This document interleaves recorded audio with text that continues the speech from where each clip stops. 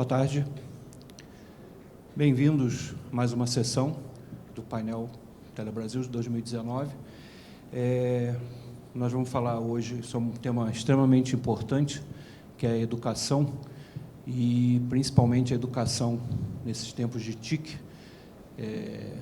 Antes a gente falava de analfabetismo somente da escrita, né, lida, escrita, mas hoje a gente também está passando por um momento de analfabetismo digital. Nós temos uma mesa aqui composta de lá para cá pelo nosso representante da Cisco, o Giuseppe Marrara, nossa representante do Facebook, Andréia, representante da Oi Futuro, Carla Uller. Nós temos aqui o representante da Escola Nacional de Defesa Cibernética, o Coronel Paulo Sérgio, o representante do Ministério da Economia, Zerboni, e o representante do MCTIC, o Sérgio Garcia. Vão ser, pelo fato da mesa estar bastante cheia, e, infelizmente, a gente vai ter que fazer apresentações rápidas, de no máximo 10 minutos, e para poder abrir para perguntas para o auditório. Então, vamos ser rápidos nessa apresentação. Eu vou passar a palavra para a Andréia, do Facebook, fazer a apresentação dela.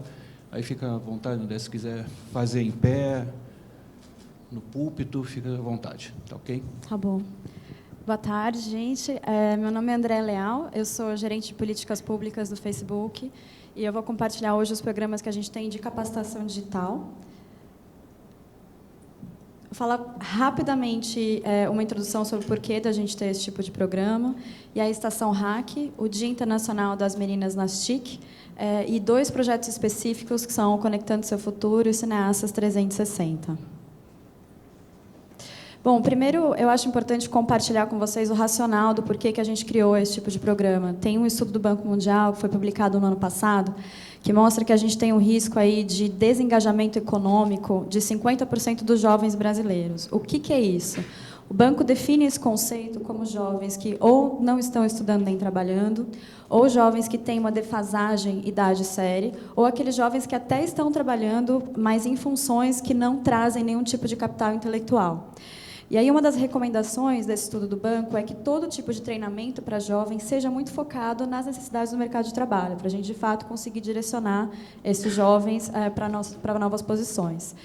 E aí, os outros dados são de uma pesquisa nossa, de uma consultoria da Morning Consultant, que a gente fez em 2017, com micro e pequenas empresas, que são uma parcela importante dos nossos clientes das nossas plataformas. E aí, assim, 80%, mais de 80% das micro e pequenas empresas dizem, primeiro, que elas acham importante capacitação digital na hora de contratar um funcionário, e depois 85% delas dizem também que tem uma dificuldade em achar funcionários qualificados. E aí, com esse cenário em mente, a gente entendeu que, para a gente contribuir para o crescimento econômico no Brasil, a nossa estratégia aqui no país tinha que passar por projetos de capacitação digital de jovens. Foi aí que a gente lançou, então, a Estação Hack, em 2017. A Estação Hack é um centro de inovação digital do Facebook, é o maior investimento que nós temos na América Latina, e é o único centro desse tipo que a gente tem no mundo. A gente tem ali 3 pilares. Um de fazer capacitação de empreendedores, segundo de fazer formação de jovens em tecnologia, e o terceiro é aceleração de startups, mas necessariamente startups voltadas a impacto social. E aí, a gente lançou em 2017, só no ano passado, a gente treinou mais de 12 mil pessoas, desconfigurou um pouquinho, são 12 mil, um pouquinho mais de 2.200 pessoas treinadas na Estação Hack. São todos cursos gratuitos que a gente dá em parceria com organizações como Mastertech, Reprograma, que é uma organização que só dá programação para mulheres, e a FGV. E aí a gente fez também aceleração de startups, que até o primeiro semestre desse ano, a gente teve aí 30 startups que foram aceleradas na Estação Hack em São Paulo. A gente começou esse ano a Estação Hack na Estrada, que é um programa em que a gente vai para outras cidades, levando as atividades que a gente tem em São Paulo. Então, é um dia inteiro com aulas de programação e de mentoria para startups que a gente faz em outras cidades do Brasil. Esse projeto que eu vou passar, na verdade, é um evento de um dia que a gente tem muito carinho, que a gente tem implementado pela terceira vez consecutiva. É um dia anual em que as empresas, os governos e organizações da sociedade civil decidem fazer eventos para a gente levantar a conscientização sobre a necessidade de ter mais mulheres nas TIC e fazer um dia todo de workshops sobre novas tecnologias com meninas de ensino médio. Então, a gente está pegando aquelas meninas que estão justamente na fase de entrar no vestibular, decidir o que elas vão fazer e mostrar para essas meninas um mundo que talvez elas nem tinham ouvido falar ainda, mostrar que isso é uma possibilidade para a gente aumentar o número de mulheres nessas carreiras. Então, esse ano a gente fez aqui em Brasília, no Biotic. Foram 100 meninos de estudo de escolas públicas daqui de Brasília, com workshops de programação e de realidade aumentada e realidade virtual. E aí, pelas fotos, vocês veem a carinha das meninas, a animação. Fica muito claro que, de fato, se você expuser as meninas às tecnologias, a gente consegue aumentar o número de mulheres que participam desse setor. Conectando Seu Futuro é um projeto que a gente começou esse ano para complementar programas que a gente já tem na Estação Hack. Então, assim, não só você tem um mercado pujante para jovens que sabem programação, mas você também tem um número grande de jovens que não sabem nem usar os programas básicos que são importantes para as empresas, como o Microsoft Word, um Excel. E esses jovens, principalmente de escola pública, eles não aprendem isso na escola. E aí, pensando em fechar um pouco esse gap, que a gente entrou com esse programa Conectando Seu Futuro.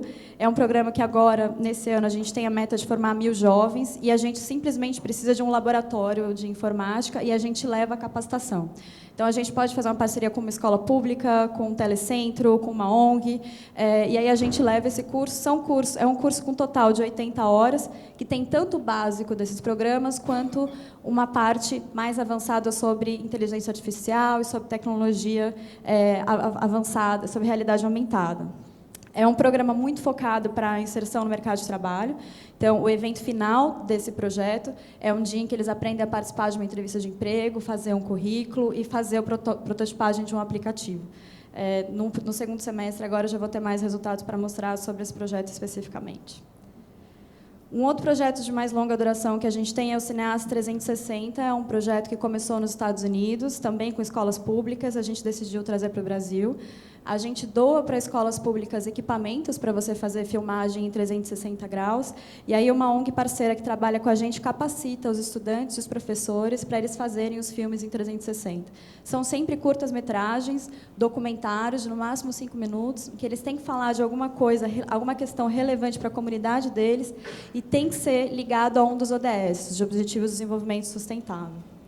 E aí, para vocês terem uma ideia da qualidade dos filmes que a gente teve produzidos no projeto, um dos filmes do primeiro semestre chama Francisca, é um projeto que foi produzido por estudantes daqui de Goiânia, de escola pública. Ele foi escolhido entre mais de 100 filmes para ser passado durante a Assembleia Geral da ONU em 2018, em Nova York, no ano passado. Um outro filme que foi produzido no segundo semestre, esse do Rio de Janeiro, foi escolhido também para a mostra deles, que aconteceu agora na Alemanha esse ano. E aí eu termino com um vídeo curtinho, no meu tempo, né? Hora que você entra dentro da realidade virtual, você tem uma outra maneira de ser, você tem uma condição de viajar e se colocar no lugar do outro. A ideia de você ter um lugar de fala, que é o seu lugar de fala, junto de outra pessoa, podendo ouvir o outro, ver o outro, através da realidade virtual, eu acho importantíssimo. Olha aqui, moleque. A Opus VR, que é uma empresa que faz parte do Facebook, e a ONG Digital Promise começaram esse projeto para usar a tecnologia 360 e a realidade virtual como instrumento de transformação. E, ao mesmo tempo que eles usam essa tecnologia, eles estão olhando para si mesmos e para as suas comunidades. Então, questionando quais são os problemas locais e pensando em quais são as soluções para esses problemas. Ele é um projeto de educação audiovisual comunitária. Isso quer dizer que nós colocamos os jovens em contato com o cinema e com o audiovisual, mas ele também é um projeto comunitário, que propõe que os jovens usem a tecnologia para gerar novas formas de interagir e pertencer ao mundo. Então, o trabalho que o Reboot faz junto com o Face, nesses vídeos, onde dá instrumentalização para que a garotada consiga pensar, refletir sobre o outro e fazer essa nova narrativa, é absolutamente vital.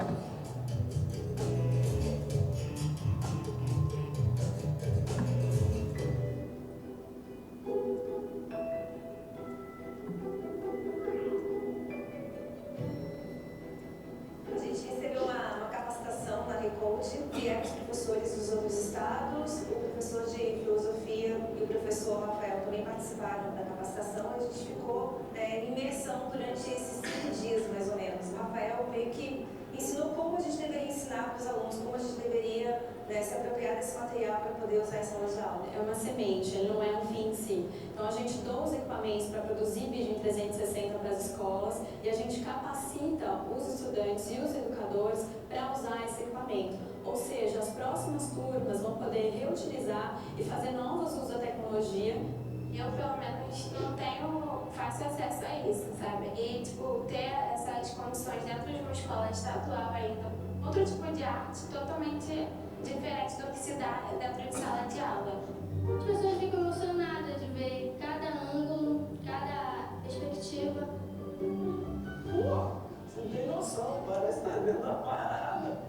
Enquanto eles se percebem enquanto autores, significa que eles estão empoderados e eles valorizam o próprio olhar e a própria escuta e a própria ação, a própria forma de agir pelo mundo. Esse empoderamento é justamente trazer aos diferentes cantos do Brasil a tecnologia 360, não somente pela questão da operação dos equipamentos, mas também uma filmagem consciente, construtiva.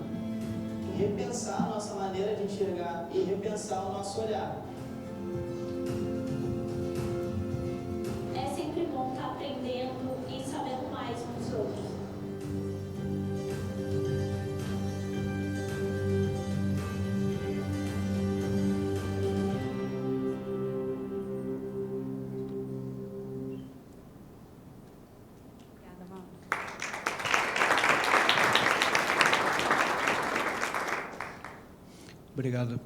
Obrigado, Andréia. Dentro do tempo. E vamos passar a palavra agora, então, para a Carla, da Oi Futuro, e para a gente continuar desenvolvendo o tema. Perfeito. Boa tarde, obrigada ao Telebrasil pelo convite para a gente estar aqui hoje. Eu preparei uma apresentação para falar sobre a relação entre o futuro do mercado de trabalho e o futuro da educação. Às vezes a gente trata isso como duas questões separadas, mas elas estão extremamente ligadas. Então, eu queria começar aqui com uma pequena provocação, né, uma consideração que a 4ª Revolução Industrial ela já é uma realidade do mercado de trabalho. E 4ª Revolução Industrial, entre algumas características, a gente aponta uma divisão muito menos demarcada entre o trabalho que é essencialmente humano e o trabalho que é realizado por máquinas e algoritmos. Então, o levantamento do Fórum Mundial, Fórum Econômico Mundial, ele já aponta que, num curto período de tempo, 42% de todas as tarefas que são executadas vão ser executadas por máquinas. Nesse período, apenas daqui a 3 anos, 27% das funções do mercado de trabalho vão ser novas funções. Então, a gente, dentro desse panorama de 4ª Revolução Industrial, a gente vê algumas profissões acabando, outras se transformando e outras ainda nascendo e emergindo. Com uma adesão acelerada às novas tecnologias, a gente também está vendo uma reconfiguração do que é esperado do trabalho humano.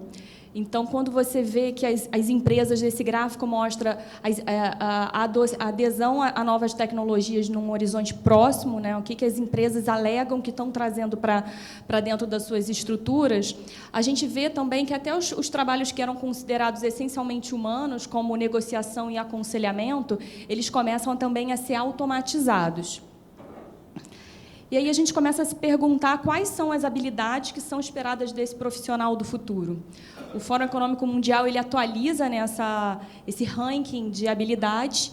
A gente sabe, a gente vê que cresce em importância, sim, as habilidades técnicas como noções de programação, design de tecnologia, mas não como habilidades técnicas isoladas.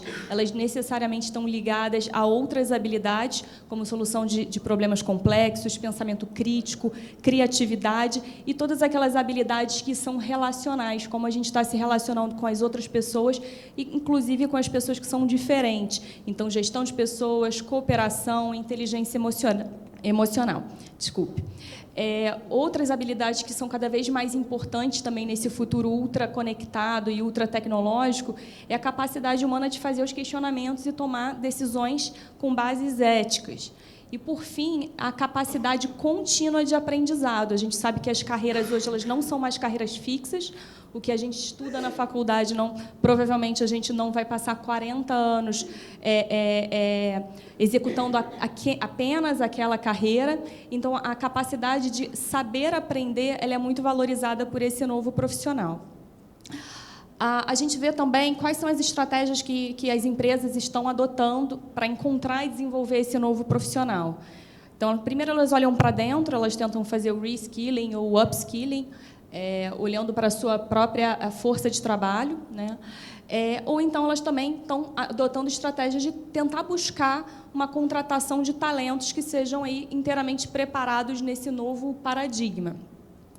E um dado interessante também do Fórum Econômico Mundial é que 20% dos heads de RH das grandes indústrias eles já apontam parcerias estratégicas com instituições públicas e com o setor educacional como um caminho para esse possível gap de habilidade no mercado de trabalho.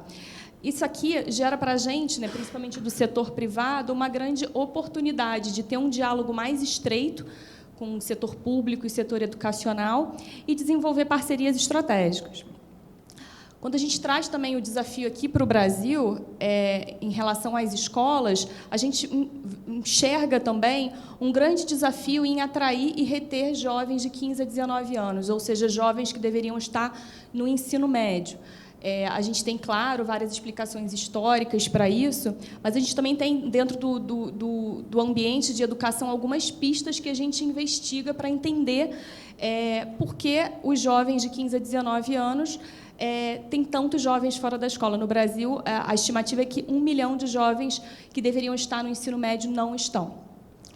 Então, a gente enxerga um modelo de ensino ainda muito industrial, muito fordista, ali do século XX, literalmente de aprendizado em série, né, de conteúdos que vão passando numa série, pouca conexão da escola com os jovens e com as linguagens do nosso tempo, com as demandas do nosso tempo, e um baixo incentivo à criatividade e ao protagonismo juvenil. Então, quando a gente quer que os jovens sejam criativos, sejam engajados no mercado de trabalho, a gente tem que começar a trabalhar isso desde a escola. Então, a gente poderia fazer também aqui um exercício de imaginação. O que seria uma escola que atrairia esse jovem? E como é que essa escola poderia atuar num modelo diferente? Então, a gente pode imaginar uma escola que funciona em tempo integral e que o jovem vai ter a vontade de passar 10 horas do dia dele nela. Uma escola em que ele possa aprender programação, design, audiovisual, robótica e uma série de outras tecnologias, mas não necessariamente de forma isolada. Então, ele aprende programação com matemática, ele cria sua própria calculadora, ele aprende biologia com modelagem 3D, ele cria o seu próprio modelo de anatomia humana. Uma escola em que ele aprende história medieval num jogo de tabuleiro que ele mesmo criou, ou seja, é uma linguagem jovem que está sendo usada como uma ferramenta de ensino e aprendizagem. Uma escola em que o videogame não é proibido, ele pode ser desenvolvedor, ele pode ser jogador. Uma escola em que ele é chamado, convidado a contar suas próprias histórias, ele tem voz ativa, ele faz seus filmes, faz suas animações, ele vai a festivais. Ele também consegue contribuir para os problemas da escola e da comunidade. Então, por exemplo, em Recife, se existe um problema de ataque a tubarão, esses jovens eles podem resolver essa situação com uma boia, com um sensor que espanta os tubarões. Isso é verdade, isso é um caso que a gente teve em Recife. É uma escola que empodera as meninas no mundo da tecnologia, formam seus coletivos, militam no campo da tecnologia, participam de competições internacionais, que celebra a diversidade e que entende que a diversidade é um fator-chave para a inovação, e isso começa na escola. E, por fim, é uma escola que, ao concluir o ensino médio, esse jovem ele já tem um diploma técnico para encarar as novas economias. A boa notícia é que essa escola existe e essa escola é pública, tanto no Rio como em Recife. Ela faz parte de um programa chamado NAVE, Núcleo Avançado em Educação, foi criado há 13 anos pela Oi e pelo Oi Futuro, e desenvolvido em parceria com as secretarias de Estado de Educação de Pernambuco e do Rio de Janeiro. Então, é um modelo bem longevo, né? A gente já tem mais de 10 anos, mais de uma década atuando estrategicamente com o poder público. É um programa voltado para a inovação em educação e olhando para a inovação dentro da realidade da escola pública. Funciona no ensino médio, focado na economia criativa e digital. A gente oferece cursos técnicos de programação e de multimídia. A gente tem aqui uma série de indicadores muito positivos de entrada dos alunos na universidade, de destaques nos rankings públicos como o Enem e DEB, uma intensa produção de games, filmes, apps pelos alunos e também entrada no mercado de trabalho e empreendedorismo.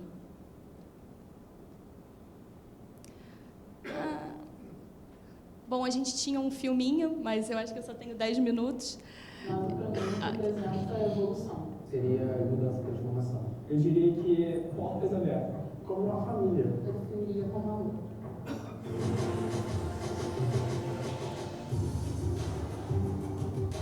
Eu acho que se eu tivesse falar uma história do nada, algo que me marcou, seriam os meus amigos e o tempo que a gente passava junto aqui. Minha realidade seria totalmente outra.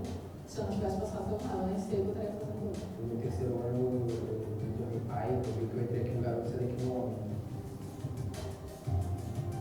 Eu não tinha um sonho muito específico.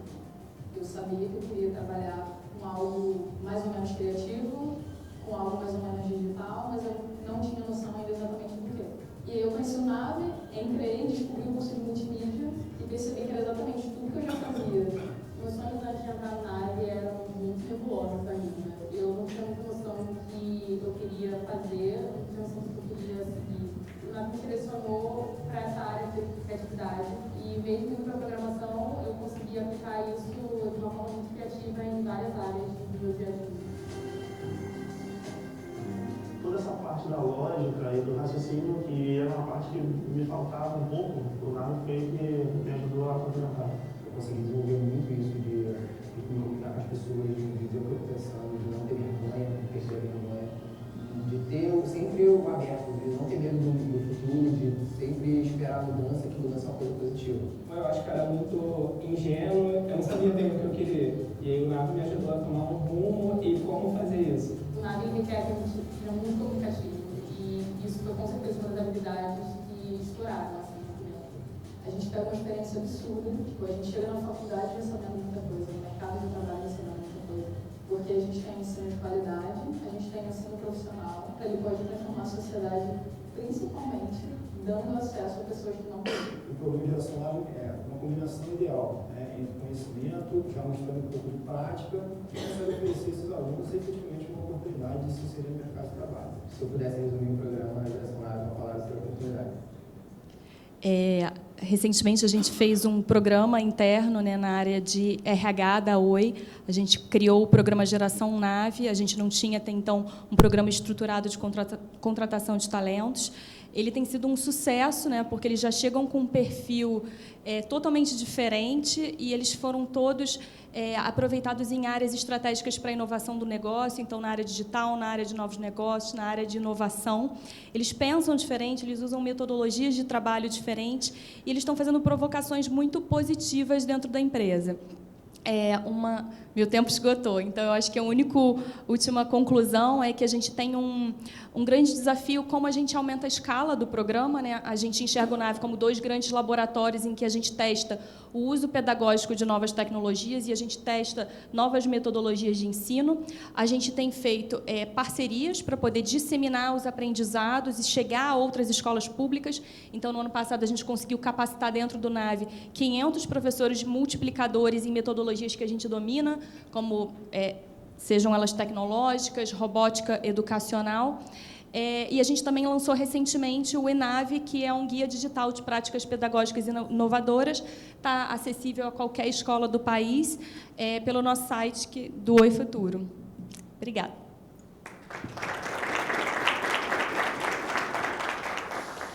Obrigado, Carla. Giuseppe, a gente ouviu aqui 2 provedores de serviço. Você, como fabricante, prestador de serviço, qual é a tua visão aí da questão de educação, de treinamento, por favor. Aí, como você só vai falar, você aproveita e diminui o débito aqui da... Tá joia, não. Vou tentar acelerar para a gente zerar o tempo. Mas, primeiro prazer, meu nome é Giuseppe Mahara, eu sou da área de políticas públicas da Cisco, e vou dar um outro enfoque sobre como a gente considera importante a questão da educação, especialmente da educação digital. O evento aqui, o grande tema do evento, se a gente for falar, transformação digital, como basicamente quase tudo nas mudanças de grandes ciclos, a transformação digital ela se apoia em 3 pilares: pessoas, processos e tecnologia. Não adianta você prover a melhor tecnologia, equipamentos, o que quer que seja, se você não tem pessoas capacitadas para operar, para fazer aquilo acontecer, se você não tem processos que vão mostrar como é que essas mudanças devem acontecer. Hoje, durante o evento, quem também acompanhou a palestra do Laércio, ele tocou no assunto pessoas. Tecnologia a gente tem. Tecnologia, acho que está muito bem... a gente tem um ecossistema muito interessante de tecnologia, e o que vem, 5G, tudo isso, só vai agregar. Eu acho que, por exemplo, a apresentação do Paulo Webel de manhã foi espetacular em falar sobre processos, aonde queremos chegar e como vamos chegar lá, e a orquestração dos processos que deveria regir essa mudança digital. Mas a gente tem a parte das pessoas, e aí é uma mudança que vai desde o governo até a sociedade. Quando a gente fala, por exemplo, da sociedade, tem grandes drivers de negócio que levam a essa necessidade desesperadora por mão de obra. Tem um estudo de alguns anos atrás, do Ministério da MDIC, que mostravam que cerca de 60% a 65% das pequenas e médias empresas não tinham muito claro sobre como a internet poderia melhorar o negócio delas. E se você pega a grande maioria das empresas, elas se sentem desconfortáveis muitas vezes no uso de tecnologia, porque elas não dominam a tecnologia, a gente teme aquilo que a gente não conhece. Começa a falar de crime cibernético, de hacker, de privacidade. Ele se perdeu, você já perdeu ele lá atrás. Então, é importante que o conhecimento, a intimidade com a tecnologia seja um enabler para as pessoas, para os negócios. Quando a gente pensa isso numa escala maior, esse problema não é só o Brasil, isso está acontecendo no mundo inteiro. O mundo vai perder aproximadamente 450 milhões de empregos nos próximos 8 anos tradicionais, que vão ser substituídos por 550 milhões de empregos digitais. Se nós não corrermos para preparar essa mão de obra, nós vamos perder empregos tradicionais demais, não vamos ter empregos digitais suficientes, isso vai causar um problema social enorme. E aí entra essa preocupação da Cisco em entender esse gap e trazer soluções. E nós temos monitorado o gap. Eu vou fazer uma estatística simples. Hoje, como o Lécio comentou, nós temos cerca de 420 mil posições relacionadas ao digital que estão no mercado e não conseguem ser supridas. Nós fizemos um estudo só na área de redes. Faltavam, há 2 anos atrás, 85 mil profissionais. Eu vou falar um pouco do meu programa de formação profissional, mas eu digo, vou falar números bem interessantes aqui, mas hoje faltam 115 mil. Pô, em 2 anos aumentou em 30 mil? Exato. E vou passar os números aí. Por conta disso, a Cisco tem um programa, um dos maiores do mundo, chamado Networking Academy, onde a gente busca trazer capacitação para as pessoas, desde o conhecimento mais básico do uso da tecnologia, o que a gente chama de cidadania digital, que é ele saber operar um aparelho, ele saber fazer uma operação de uma compra online, saber minimamente a importância de proteger seus dados, saber se relacionar com outro através de uma rede social com um pouco de segurança e privacidade e respeito mútuo, até a formação de profissionais de segurança cibernética. E isso permeia o mundo inteiro. Eu tenho orgulho dos números que a gente tem no Brasil. Eu tenho em sala de aula hoje, até 10 minutos atrás, 47.348 alunos em sala de aula.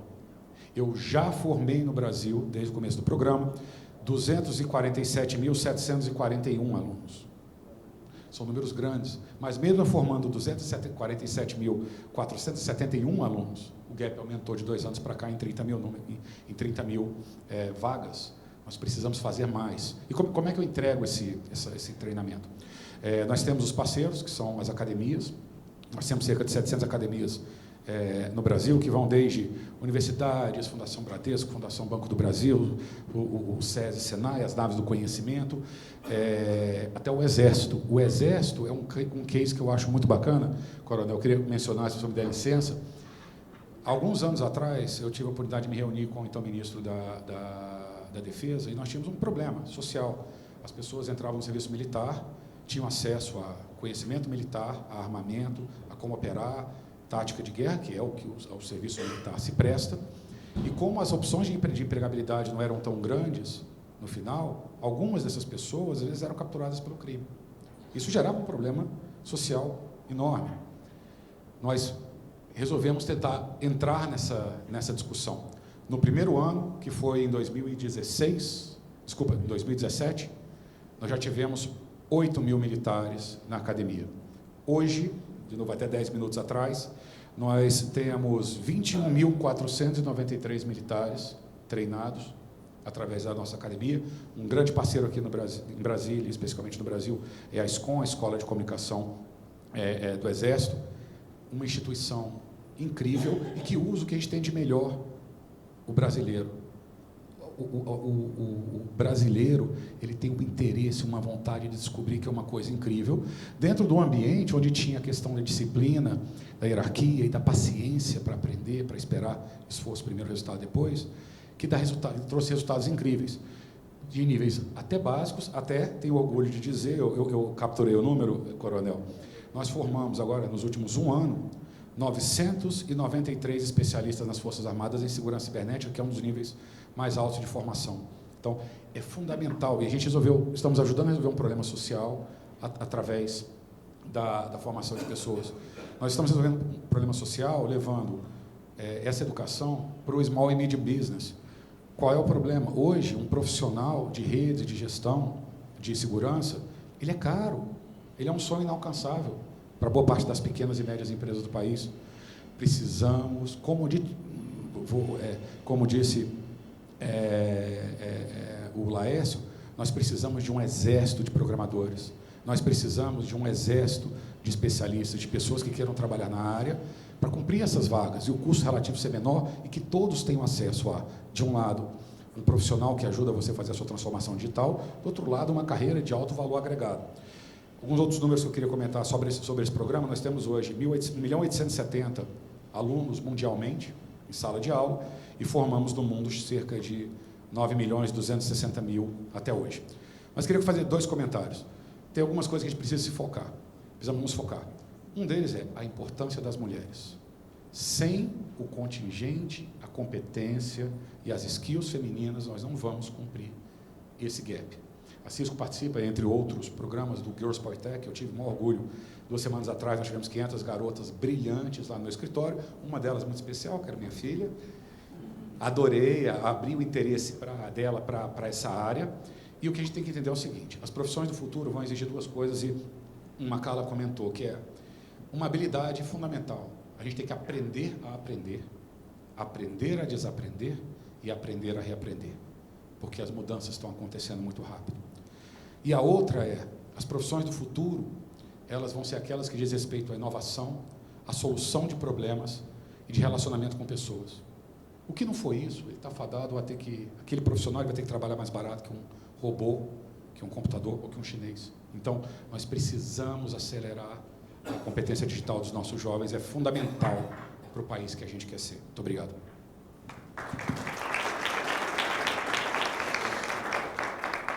Obrigado, Giuseppe. Bem, agora vamos deixar quem forma, né, profissionais, quem forma, quem capacita falar. Por favor, Coronel Paulo Sérgio.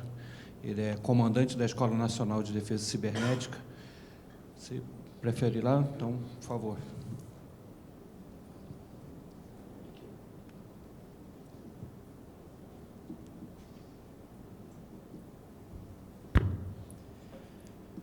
Senhoras e senhores, boa tarde. Eu sou o Coronel Paulo Sérgio, comandante da Escola Nacional de Defesa Cibernética.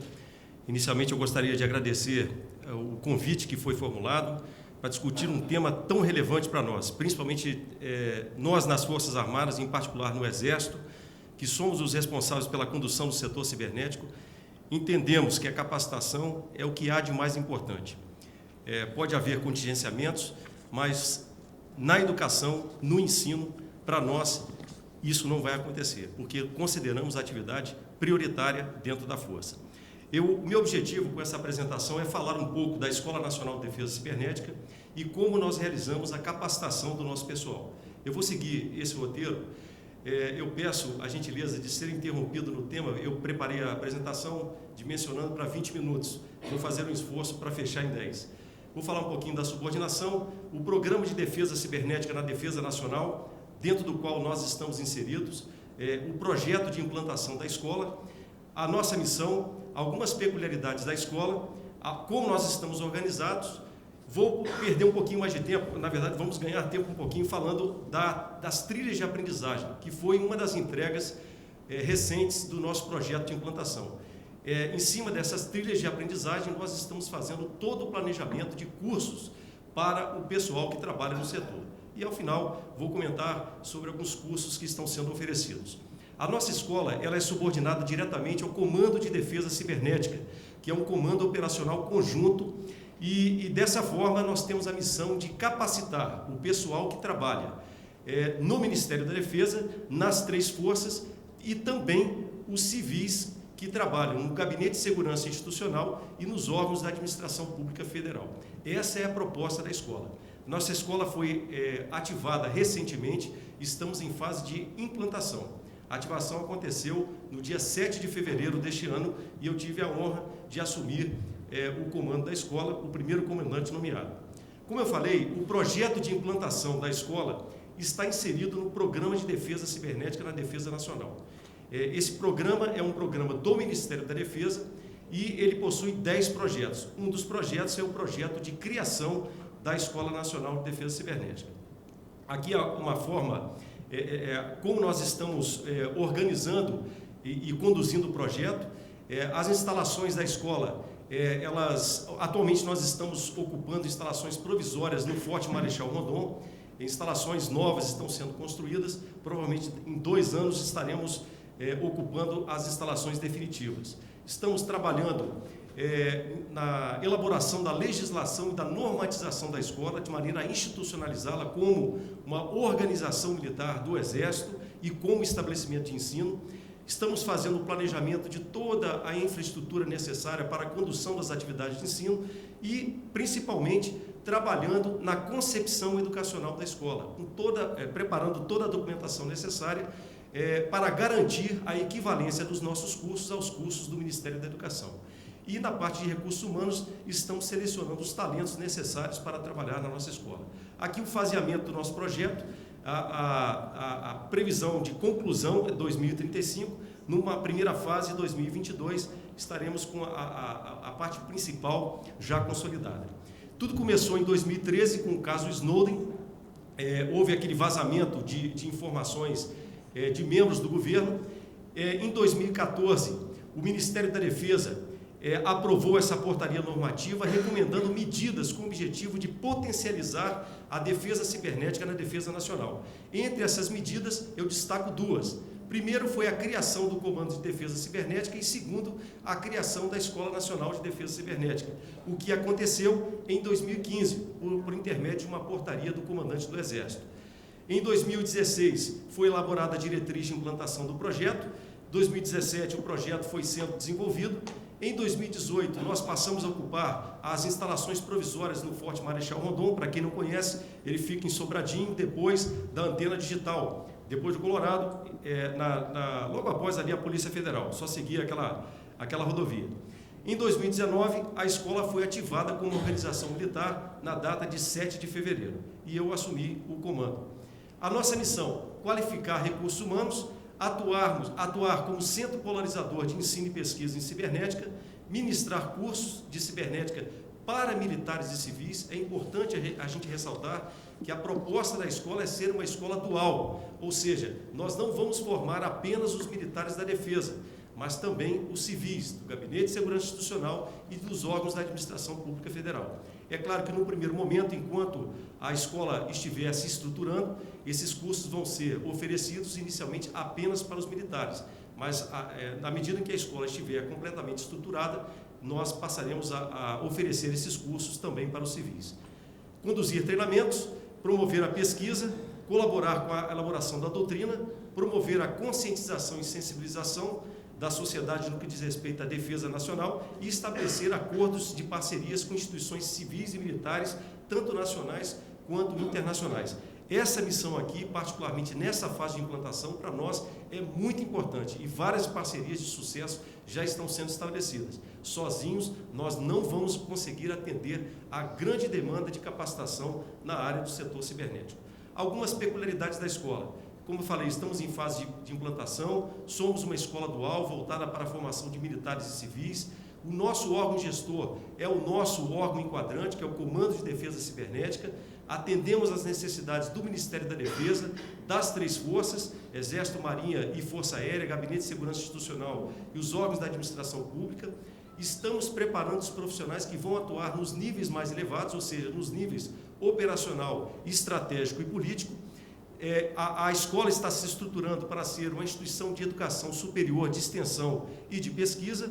A nossa linha de ensino é a científica e tecnológica e a nossa proposta pedagógica enfatiza metodologias adequadas ao nosso público-alvo. Ou seja, nós queremos que o aluno ele tenha um papel extremamente proativo no processo de ensino-aprendizagem. Então, por isso que nós enfatizamos a aprendizagem baseada em problemas, baseada em projetos e a classe de aula invertida. Essa aqui é a nossa organização, eu não vou tecer maiores comentários, eu vou partir para que realmente interessa, que é um trabalho que eu considero extremamente importante do nosso projeto de implantação. Essa aqui foi um relatório, esse foi um relatório que foi produzido, uma entrega do nosso projeto de implantação, que está balizando todo o planejamento de cursos. As trilhas de aprendizagem basicamente definem três coisas. Primeiro, os domínios temáticos de interesse do setor cibernético. Então, nós mapeamos tudo aquilo que nós precisamos conhecer para desenvolver as atividades no setor cibernético na defesa. Segundo, os perfis profissionais que precisamos e as respectivas competências que precisamos desenvolver. E traçamos o caminho para desenvolver essas competências. Utilizamos como uma referência o NICE, que é a National Initiative for Cybersecurity Education, que é um framework bastante consagrado e conhecido mundialmente. Partimos do pressuposto que é necessário para o militar ingressar no setor cibernético ter este conhecimento mínimo que está sendo mostrado nesse slide, e a partir daí nós mapeamos esses domínios temáticos agrupados em 5 grandes áreas de atuação, que são essas: a área de proteção, de exploração, defesa ativa, gestão, doutrina e mobilização. E esse conhecimento dividido em 3 níveis de conhecimento: básico, intermediário e avançado. Feito isso, definidos esses domínios temáticos, nós levantamos os perfis, que no caso, aqui está sendo mostrado de uma maneira bastante simplificada.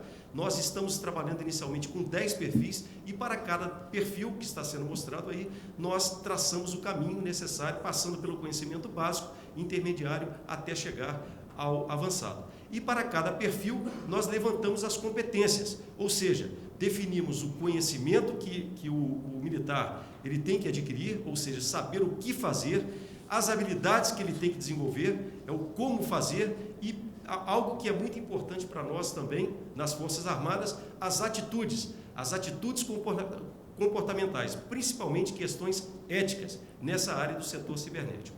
E, feito isso, nós traçamos o caminho. Para cada perfil, nós traçamos o caminho que o profissional ele tem que seguir para desenvolver as competências de interesse do setor da defesa. Partindo lá desde o conhecimento básico, que está sendo mostrado em verde, passando pelo conhecimento intermediário, que está em amarelo, até chegar nos conhecimentos de nível avançado.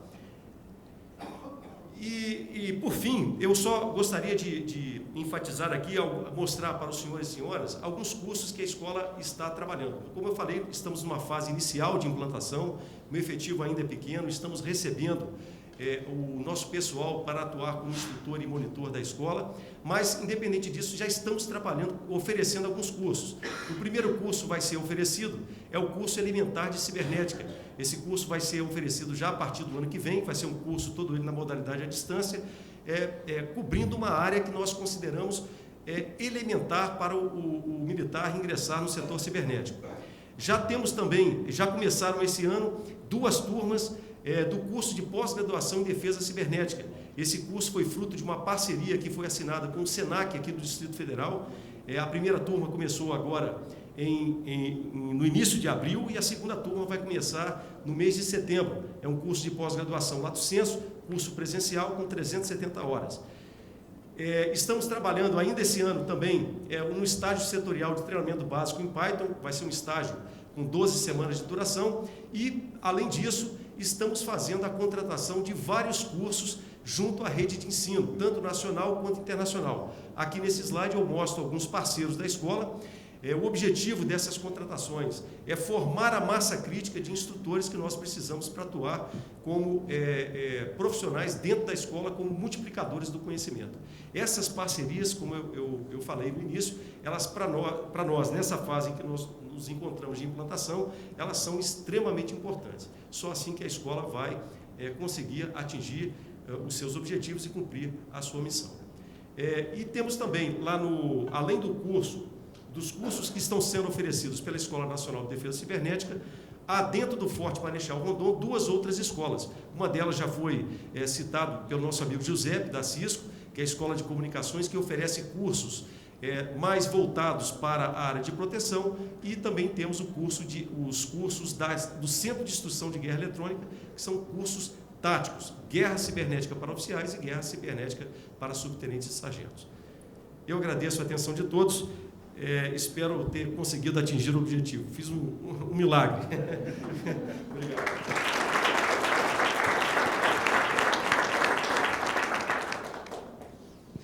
Obrigado, coronel. Foi uma correria, mas conseguiu. Bem, vamos agora para uma nova visão, que é de quem define as políticas públicas desse país. Vamos começar pelo Ministério da Ciência, Tecnologia, Comunicações, MCTIC. Sérgio Garcia, o que você tem a nos dizer? Ok, pessoal. Bom dia, boa tarde. Uma semana atrás, eu tive com um dos fundadores de uma startup brasileira, uma daquelas que, muito em breve, será reconhecida como um dos unicórnios nacionais. É uma empresa que já recebeu 6 rodadas de investimento, 5 fundos estrangeiros, e já levantou aproximadamente 100 milhões de dólares.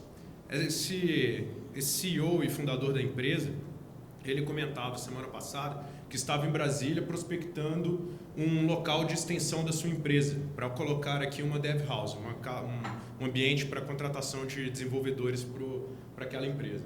O cenário que ele reportava e essa é uma empresa muito, muito atraente, e outras estão igualmente capitalizadas nesse momento, com muito investimento. É um cenário em que, cada vez que ele contrata um membro de equipe, atualiza ali seu LinkedIn, começa um ataque de empresas concorrentes demandando mão de obra equivalente. Ainda mais na hora que se sinaliza para que se pertence a uma dessas empresas, parece que há um desespero, uma corrida ainda maior. No meu caso aqui, eu vou tratar principalmente de uma das matérias que tem sido liderada pelo MCTIC, pelo Ministério da Economia, que talvez não resolva o problema da oferta. A gente, até num cenário em que o coronel indica que há um cuidado das forças em não permitirem contingenciamento na área de educação, não é isso que tem acontecido pelo lado civil. A ciência, tecnologia e educação têm sofrido bastante com restrições orçamentárias. E num cenário em que há pouco recurso disponível para descentralização, a gente precisa ser inteligente e atuar com o que tem. E existem basicamente 2 formas que hoje o Ministério da Economia, o MCTIC, atua. Uma delas é com descentralização de recursos, bolsas, programas de várias formas que fazem de fundos públicos ou do orçamento direto, fazer chegar em destinatários que devem ser capacitados, treinados de alguma forma. E existe uma outra forma que a gente atua, que envolve um tanto mais de inteligência no cenário em que encontramos de economia, que é de maior racionalidade normativa, de maior racionalidade regulatória. É fazer na linha de burocratização, reduzir os custos intermediários que nós temos para treinar nossa mão de obra. E uma dessas o que eu ataco aqui em particular é um nicho dessa capacitação que é demandada pelo setor privado e pelo setor público, que é o de empreendedorismo. Nós hoje temos muitas iniciativas públicas e privadas. A Carla e a Andréia citaram alguns exemplos que são promovidos por empresas. O Giuseppe também, e suas certificações que são altamente reconhecidas no mercado. Mas há vários programas públicos que trabalham em conexão com o setor privado a formação de pessoal próprio na área de empreendedorismo. Essa é um dos nichos, digamos, que é altamente demandado nessa nossa economia. E algumas das ações que nós temos que trazem inteligência é a coordenação dos vários programas do governo federal. Isso parece óbvio, mas isso não era óbvio até recentemente. Há vários programas para startups, há vários programas, cada um com sua característica em relação à alocação de recursos e formação de pessoal, espalhados pelo governo federal. E a gente lança agora uma página chamada Startup Point, que concentra boa parte dessas informações.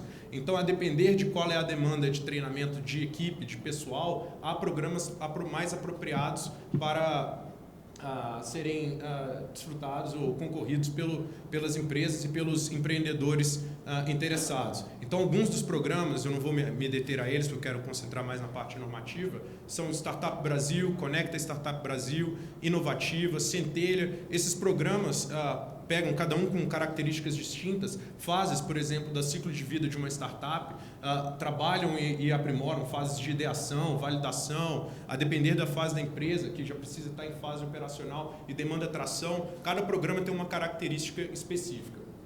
Isso é algo que tem surgido no país com muita força, não só pelo lado público, como nós vimos aqui de Facebook, Oi e outras iniciativas, há também um forte movimento do setor privado. Então é algo que, por definição, a gente fala em ecossistema, a gente tem várias ações que devem ser monitoradas praticamente em tempo real. Uma política pública que envolve o mesmo tempo de construção e validação, tudo em um só movimento.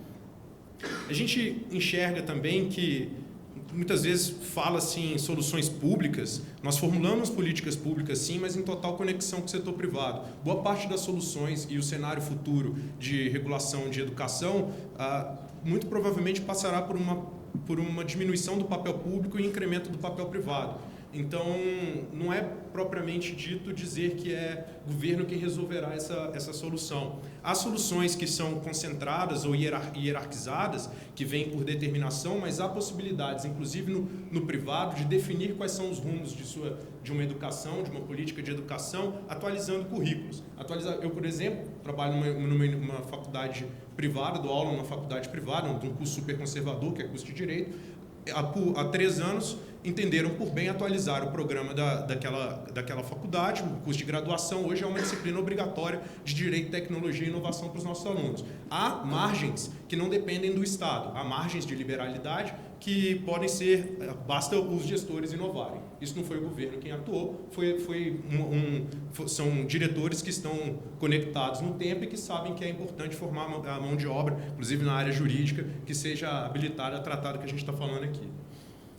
O outro lado, que é o normativo, a gente lança hoje uma consulta pública com muitas inovações para o ambiente de negócios nacional, que é, como eu disse, talvez piorará o lado da demanda, o lado de oferta, porque sentiremos aqui um incremento de demanda de mão de obra porque o nosso objetivo é facilitar o nascimento e o sucesso de startups no país. Essa é uma iniciativa liderada pela Secretaria de Empreendedorismo e Inovação do MCTIC, secretário Paulo Alvim, e do Ministério de Economia, Secretaria de Desenvolvimento, Indústria, Comércio, Serviços e Inovações, outrora MIDIC, o secretário Caio Megali. Basicamente, lançamos hoje, então, uma consulta pública, envolveu muitos representantes, como dito aqui, de setor privado, desse ecossistema, e são algumas das empresas que participaram das nossas muitas rodadas de validação nessa fase de construção, órgãos públicos, aceleradoras, órgãos de classe. Essas foram representantes que trouxeram algumas das demandas relacionadas ao crescimento de startups no país. E a gente lança uma consulta pública, então, com 4 eixos que tratam de ambiente, novidades em ambientes de negócio, facilitação de investimentos, compras públicas e relações de trabalho. Algumas das soluções que nós trazemos resolvem não só, a gente entende que resolve não só problemas de startup, mas terão repercussão também nos negócios como um todo. Então, no caso de ambiente, vou passar extremamente rápido aqui. Vocês depois, se tiverem interesse, por favor, procurem, porque isso é o tipo de coisa que a gente sabe que demandará muita capacitação, muita inovação na parte de educação. É uma consulta que trata de definições de startups, dispõe sobre modulações de responsabilização entre sócios e administradores e investidores, que privilegia um sócio, aquele empresário que tem boa fé e que quebra, porque o processo de criar empresas envolve falha. O que, se a gente escuta falar de tolerância à falha, talvez envolva processos mais educados e amigáveis, por exemplo, de falência. Na parte de facilitação de investimentos, no ano passado nós fizemos uma atualização da lei de informática que passou a autorizar a utilização de recursos dos compromissos de P&D das empresas beneficiárias daquela lei, notadamente os fabricantes de hardware de TIC, que utilizem recursos daquela lei por meio de FIPs, de fundos de investimento em participação, para aplicação em startups. Nós temos uma minuta de projeto de lei que está apresentada hoje, que permite que não só a lei de informática, mas todas as outras leis que têm compromissos de P&D possam se utilizar desse tipo de novo canal. Então, fundos que investam em startups e crescimento de empresas.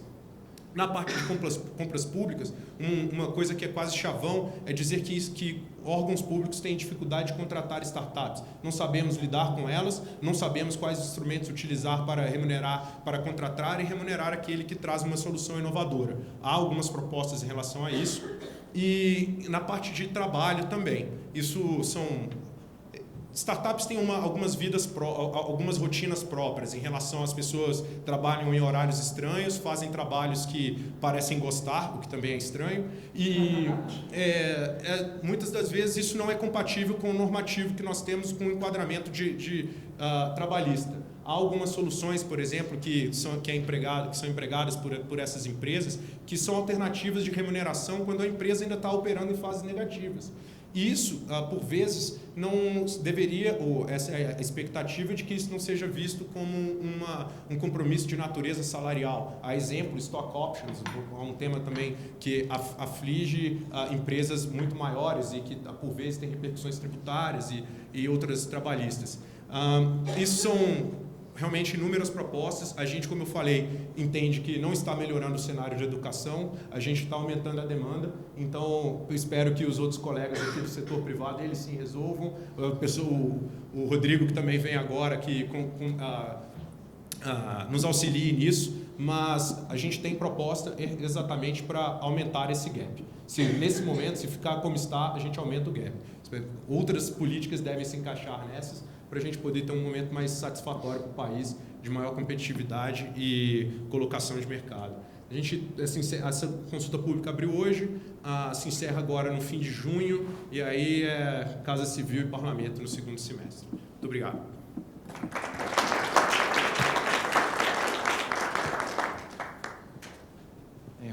Aproveitando a deixa do Sérgio, você é Ministério da Economia, você pode resolver todos os problemas ou criar todos eles, né?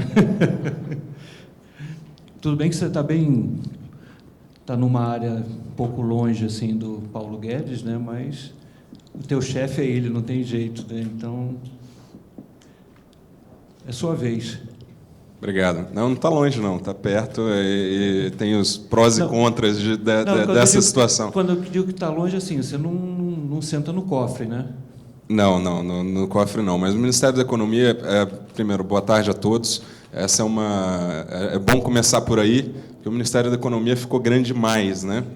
O Ministério da Economia é a junção de 4 ministérios que já eram grandes, talvez muitos deles, alguns dos maiores ministérios que a gente já tinha: Ministério do Planejamento, Fazenda, MDIC e Trabalho.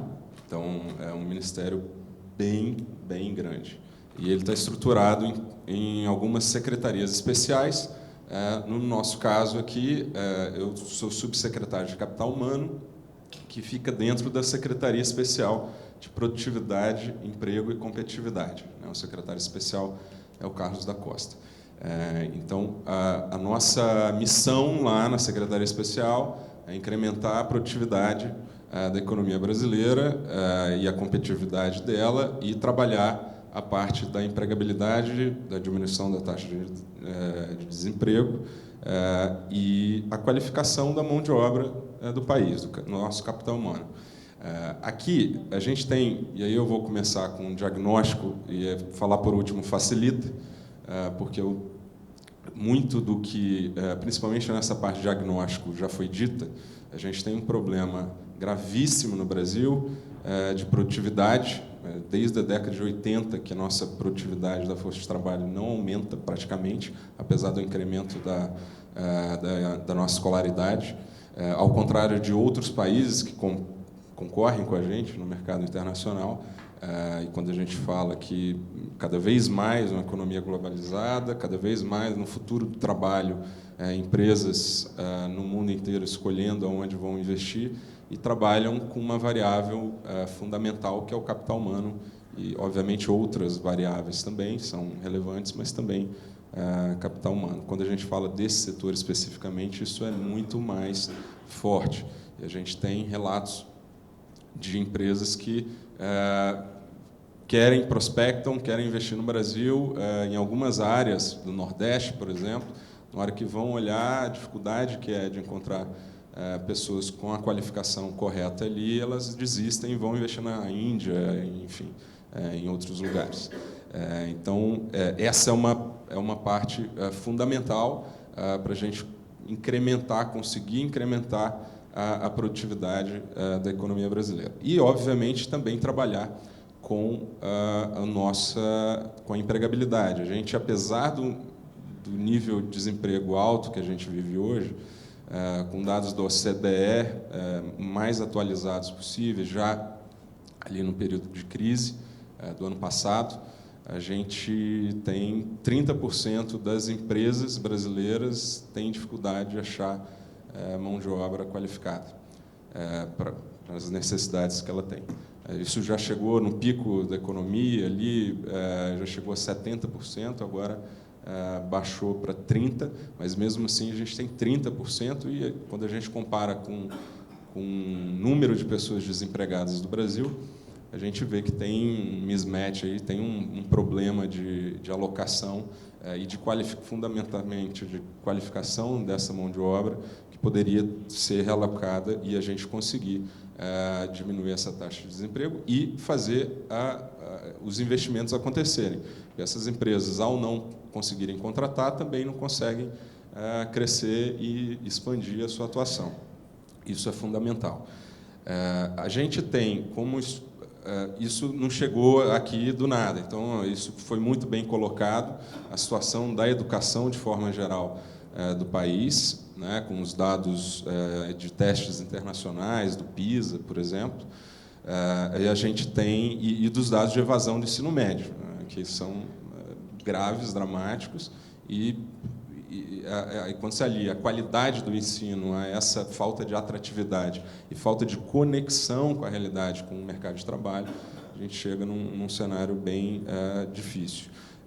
E nas políticas, quando a gente vai trabalhar com políticas de qualificação de mão de obra que são de menor duração, de curta duração, que tentam trabalhar com demandas de curto prazo, ao longo do tempo, quando a gente pega todas as avaliações de organismos internacionais ou avaliações da academia, a gente vê a falta de impacto completa. Então, para um exemplo maior, o Pronatec treinou 8 milhões de pessoas, todas as avaliações de impacto que a gente tem indicam que, no geral, quando a gente pega os dados globais, o impacto foi zero.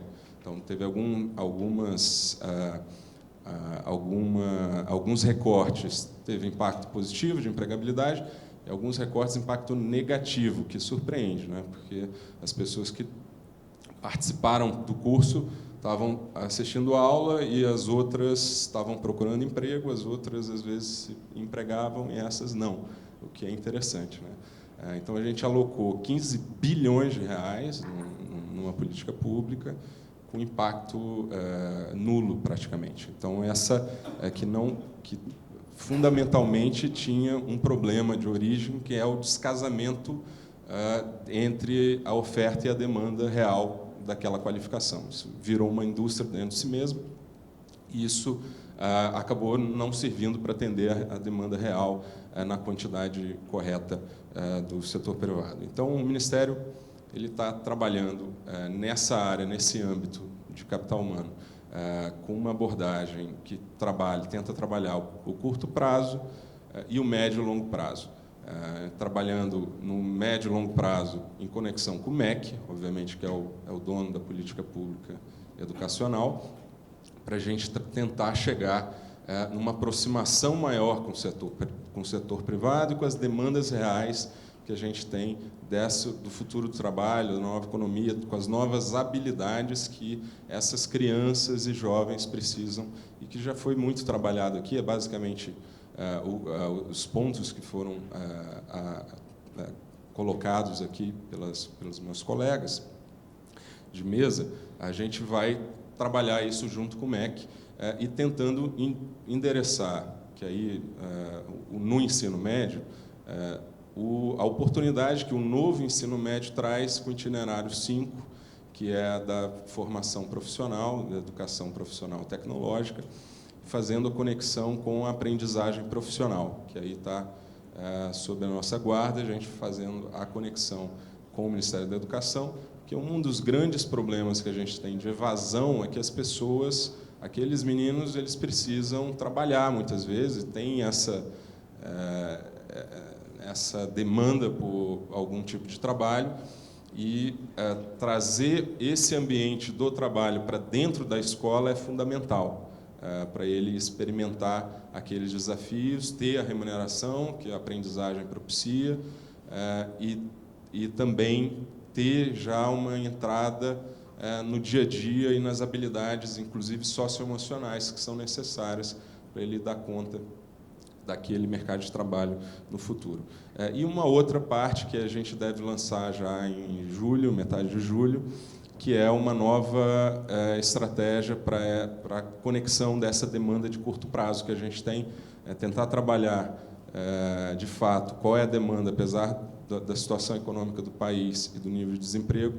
Existem alguns setores que têm demanda aquecida e que têm dificuldade de contratação.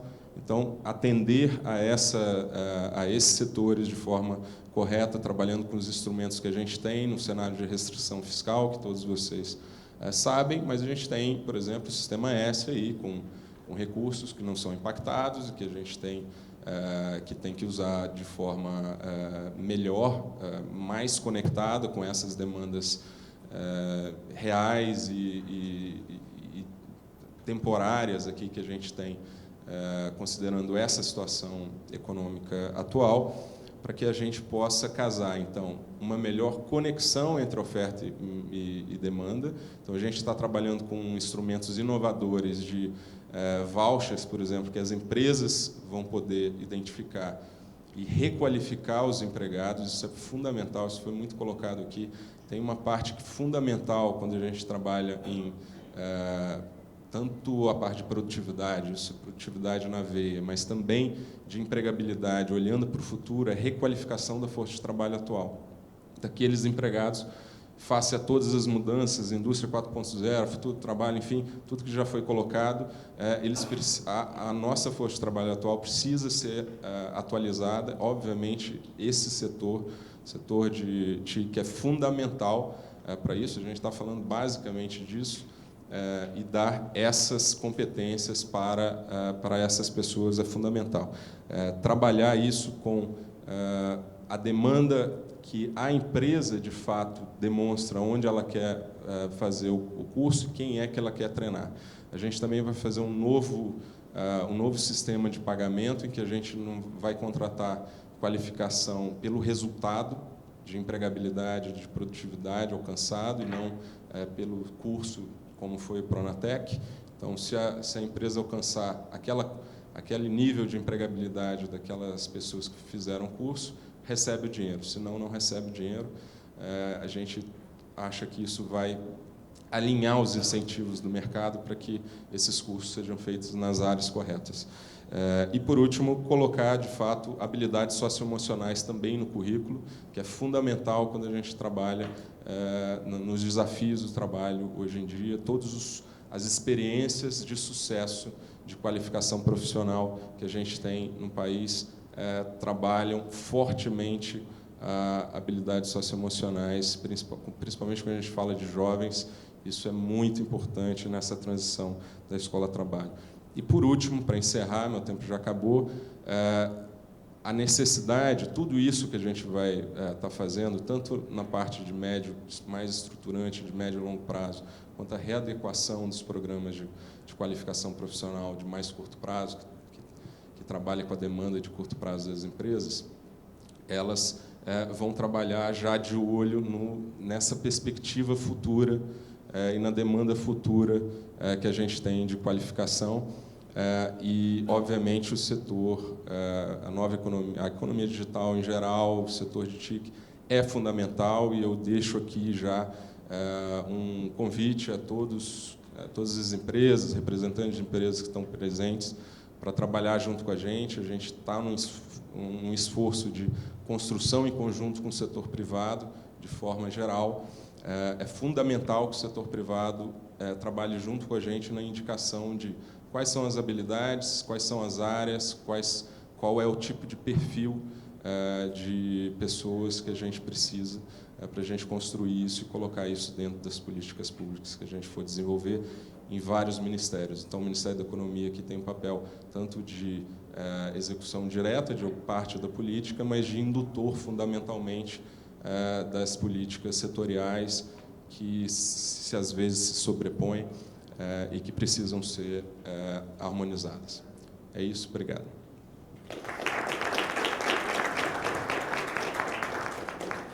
Obrigado, Zerboni, obrigado a todos aqui da mesa.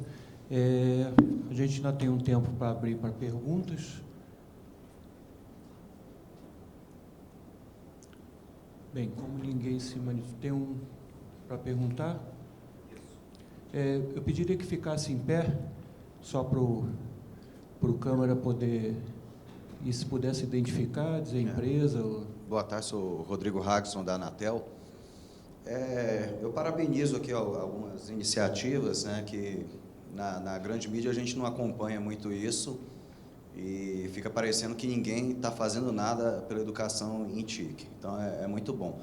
Mas, ao mesmo tempo, eu senti uma falta muito grande de trabalho com a infância, né? Todo mundo mencionou o trabalho do Exército, o Facebook mencionou alguns projetos em escolas públicas, mas eu acho que um grande problema que a gente tem na educação nacional, em tecnologia, em ciência também, é que ela começa muito tarde, e as ferramentas de apoio para esse aprendizado também são trazidas muito tarde para os estudantes. Então, por exemplo, o Brasil na escola pública, não sei se ainda está assim, mas no meu tempo só começava a se estudar inglês na escola pública na 7ª série. Não sei se isso melhorou. E aí o aprendizado em TIC, em ciência e tecnologia, depende muito do aprendizado de língua inglesa.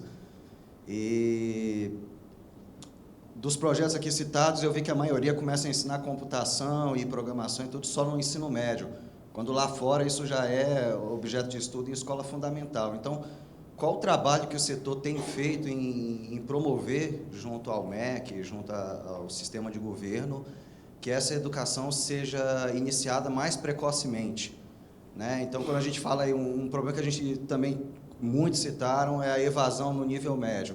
Mas será que essa evasão seria tão elevada se a gente já tivesse trazendo esse tipo de educação que prepara, de fato, o indivíduo para a sociedade um pouco mais cedo? Essa evasão seria tão alta quanto ela é? Então, essa é a minha pergunta, minha provocação aí.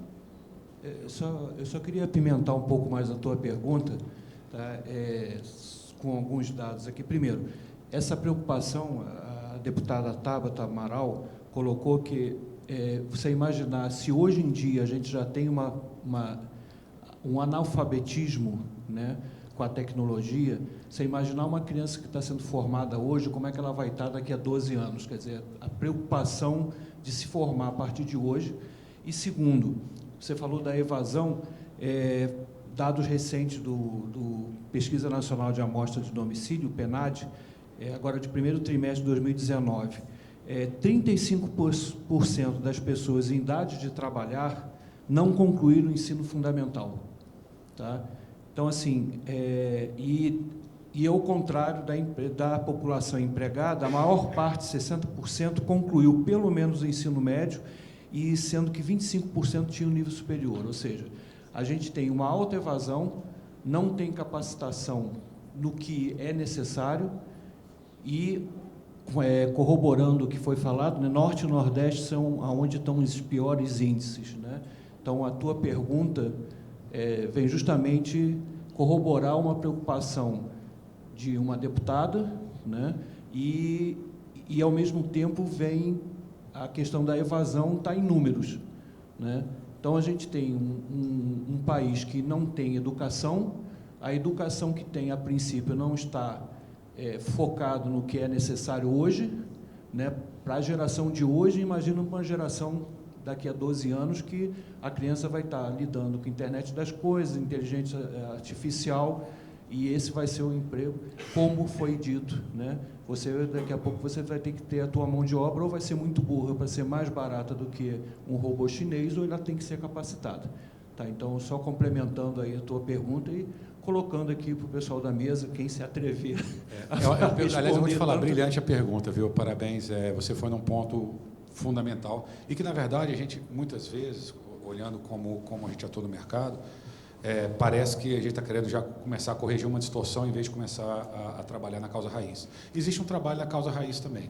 Pelo menos na Cisco a gente tem um foco muito grande em STEMs, então no incentivo à aproximação das carreiras de ciência, tecnologia, engenharia, matemática, principalmente matemática, o que quer dizer, nós trabalhamos com várias entidades mundiais para fazer programas de capacitação de matemática que tenham a linguagem compatível, que seja atraente, para que os jovens muito pequenos já achem interessante, sejam atraídos pela matéria, porque, por exemplo, a gente fala de programação, a lógica da matemática, a lógica do encadeamento é fundamental para a programação. Então, a gente trata através das ciências, não como um treinamento específico de tecnologia.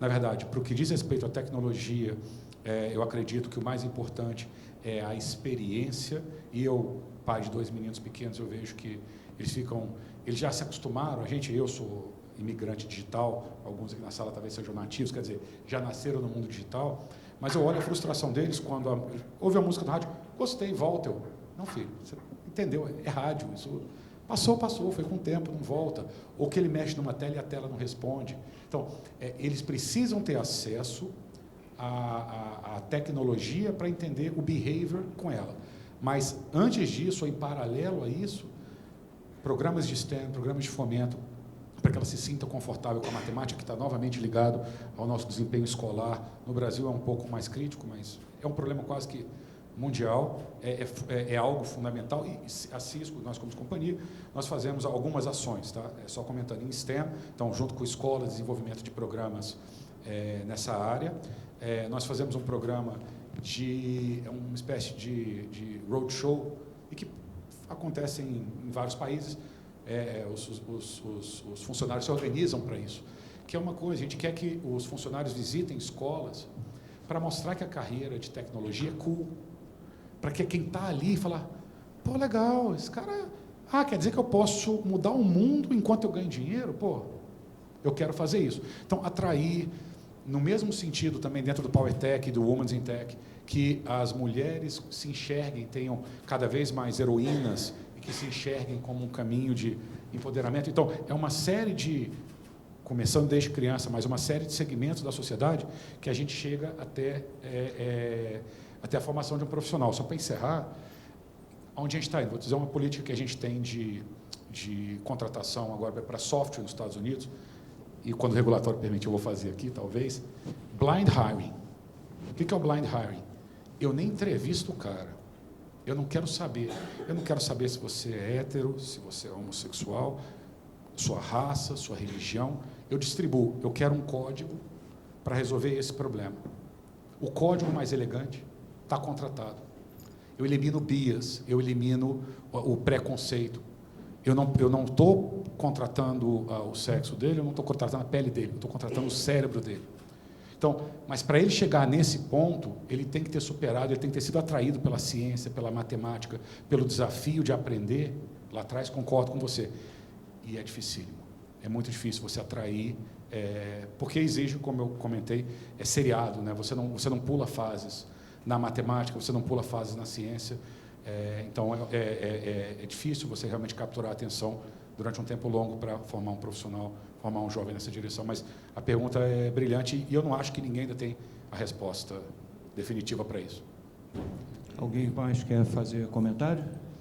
Também achei a pergunta... Opa! Desculpa.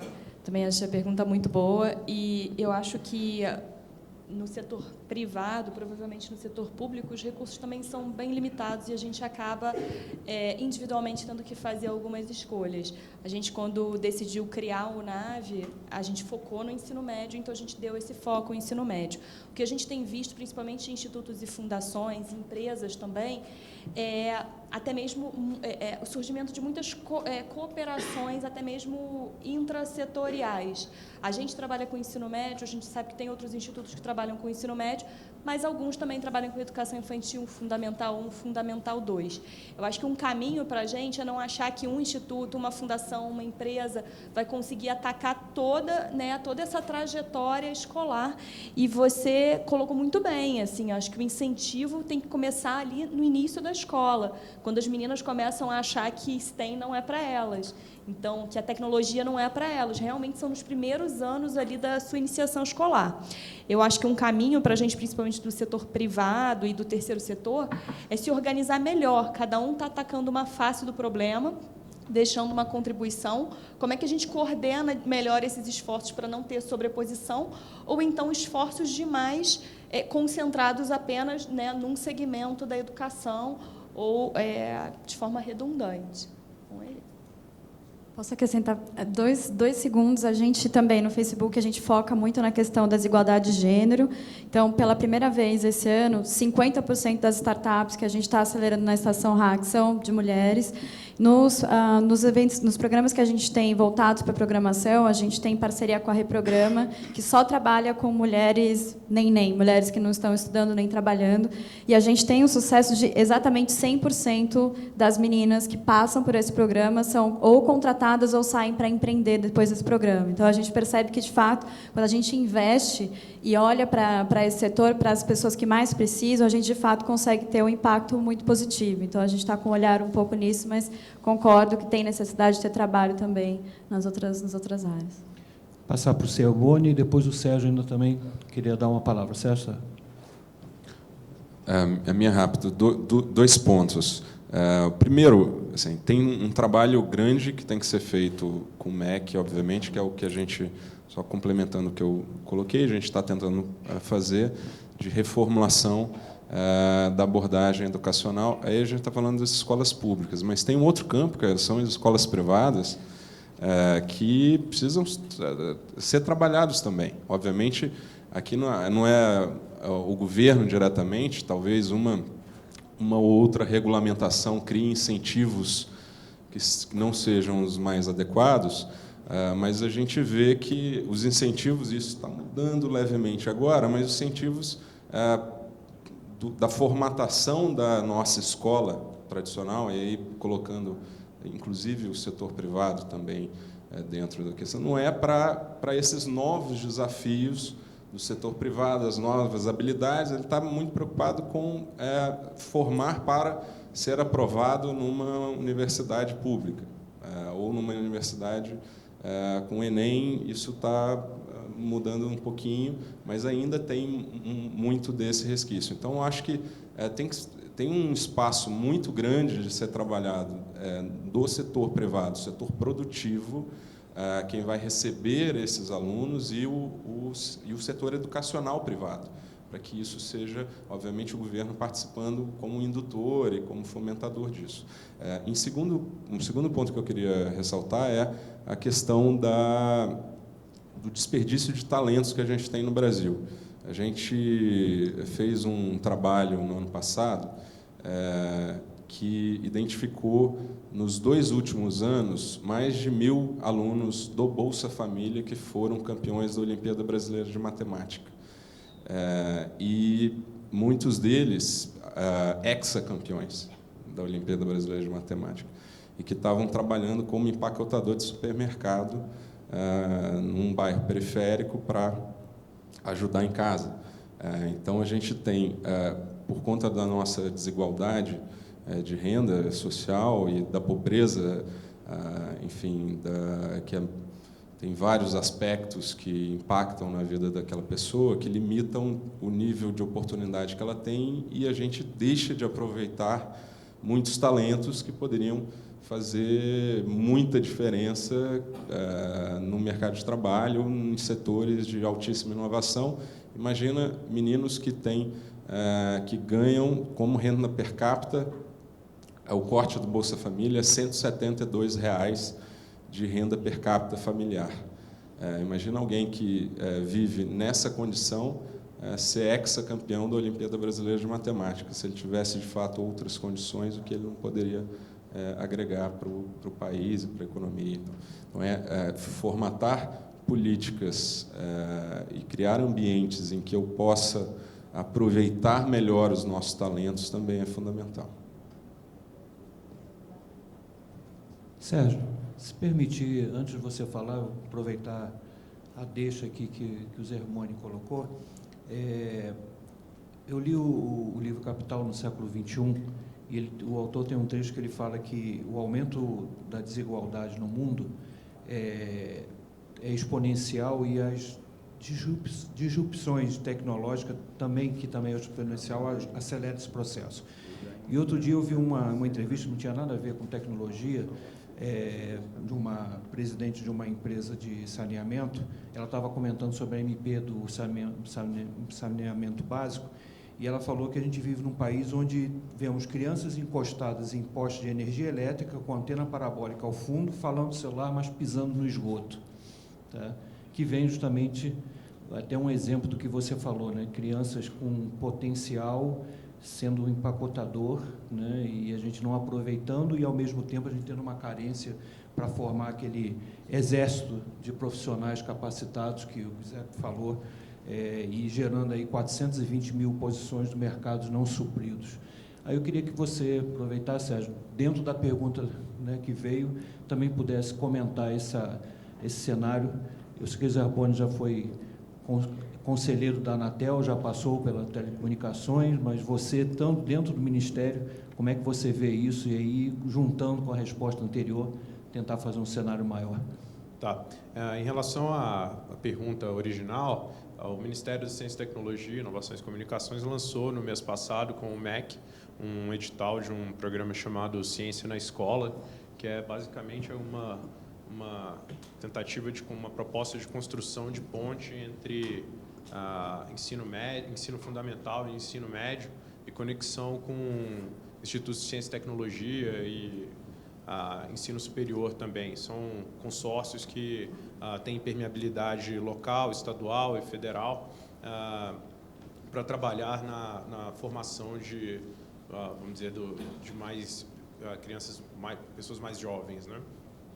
Agora, em relação à dificuldade de currículo, ou de formatação de currículo, a minha suspeita é que a gente está dentro de um grupo que é todo ele formado em áreas de TIC. Todo mundo aqui atua nessa área, pelo menos é o interesse principal. Nós não teremos qualquer dificuldade em argumentar entre nós e nós mesmos aqui, reconhecer que as competências sobre áreas digitais, computação, linguagem, são relevantes.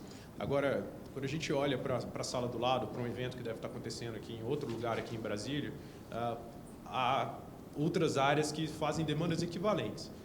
Elas demandam que haja alteração no currículo para incluir ética e cidadania no ensino médio fundamental, porque isso vai levar a menos corrupção. No outro evento que está acontecendo lá em São Paulo, tem alguém que está falando que deve incluir educação sexual, porque isso pode melhorar no futuro cenários em gravidezes precoces, por exemplo. Então, o outro vai falar que é empreendedorismo ou educação em finanças, para a gente poder ter ou educação em finanças, para poder, numa idade mais avançada, não chegarmos em idosos que estão passando dificuldades financeiras hoje. Então, a gente tem um cobertor curto pelo lado da educação. Eu não sou do MEC, mas provavelmente isso é uma briga que há entre os recursos escassos com que lidamos, há os recursos escassos de tempo dos estudantes se formarem. Não dá para colocar tudo num balaio só e dizer que todas essas demandas que quem fala mais alto vai levá-la. Então, vai conseguir supri-la. No nosso caso, é simples a gente dizer que dentro desse grupo. Então, provavelmente, isso é uma coisa que a gente tem que se reunir e fazer uma advocacia ou falar em nome dessa comunidade aqui, de modo mais unido, para disputar com outras pessoas que estão argumentando coisas parecidas ou concorrendo com a gente. Em relação a essas... eu já vi na parte dos resultados de diferença entre mão de obra e o que a gente tem sobre experiências de tecnologia. Há esse cenário que o Piketty coloca, mas tem outros cenários que são essas mesmas pessoas que estão descalças, utilizando os telefones à mão, eles estão empreendendo, estão gerando riqueza. Então, essa imagem ela é chocante, e eu acho que o livro dele traz muito disso, mas ela não é a única imagem que a gente tem em cenários que foram viabilizados. Parcialmente, uma educação e riqueza pela capilaridade de comunicação móvel, por exemplo, no país. Acho que esse cenário dele entre outras muitas coisas desse livro que merecem crítica, e que ele é um livro alarmista e não acho que ele é o melhor livro de cenário de economia futura. Mas, obrigado.